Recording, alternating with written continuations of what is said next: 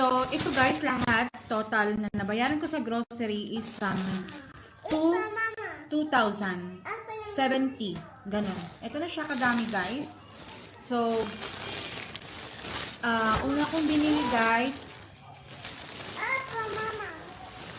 So, itong Pampers ni Talia guys. So, ayan. Bumili tayo ng Pampers ni Talia. Then, bumili din ako ng fresh milk ni Talia guys. So, bumili din ako yung parang pizza niya na ready-made na siya. I-oven mo na lang siya guys. So, nuggets. Chicken nuggets. Kasi si Talia guys, pag mga merienda or minsan ayaw niya ng mga luto-luto. So, ito guys, meron tayong oil. Meron pa naman akong oil. So, nagdagdag lang ako ng oil guys kasi hirap kasi dito pag bumababa ka guys. Tapos, maglalakad ka pa. Tsaka ang init summer ngayon dito. Sobrang hassle. So, ito guys, grapes. Ito, pepper. Red bell pepper. So, ayan. Dalawa lang na malalaki. Then, bumili din tayo ng gulay. Cabbage. Pang cabbage. Ito guys, cucumber. Okay, sorry, I'll give you. And meron tayong dates guys. So, ayan. Hindi na alam kung paano ko siya. I-alis natin yan mamaya. So guys, meron tayo ditong banana. So, yung biscuit. Meron tayo yung snacks. Yung mais na rito guys. Snacks. Parang Captain Seed na dito guys. So Marie guys, biscuit pang ni Talia. So, halo-halo na to guys. So, meron tayong carrot.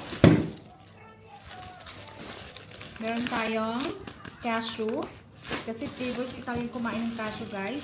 Then meron tayo nitong cookies. So ayan, ayoko ipakita ka Talia guys. Kasi kakainin niya yan.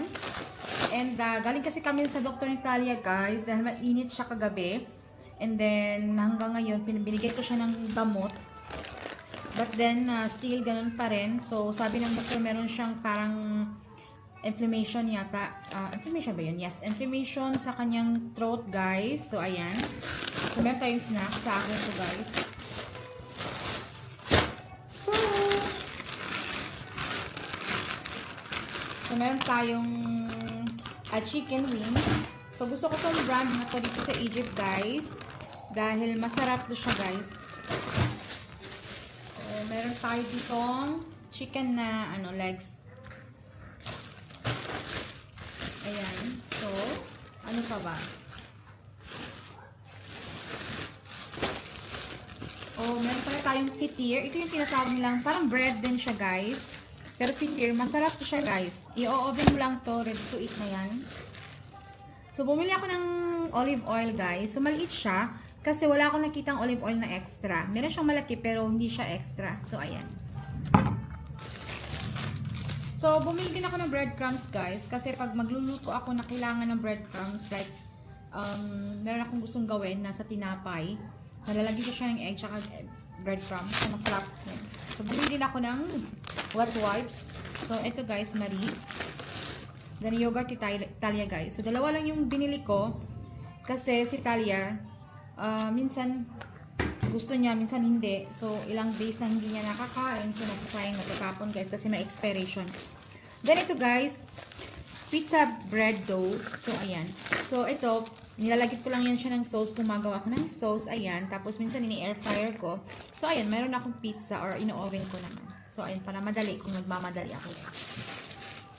So, anyway, guys. Itong bread, hindi pala ito siya kasama sa 2,070 na aking binayaran kasi wala siyang, sa ibang store ko siya binili kasi walang bread doon.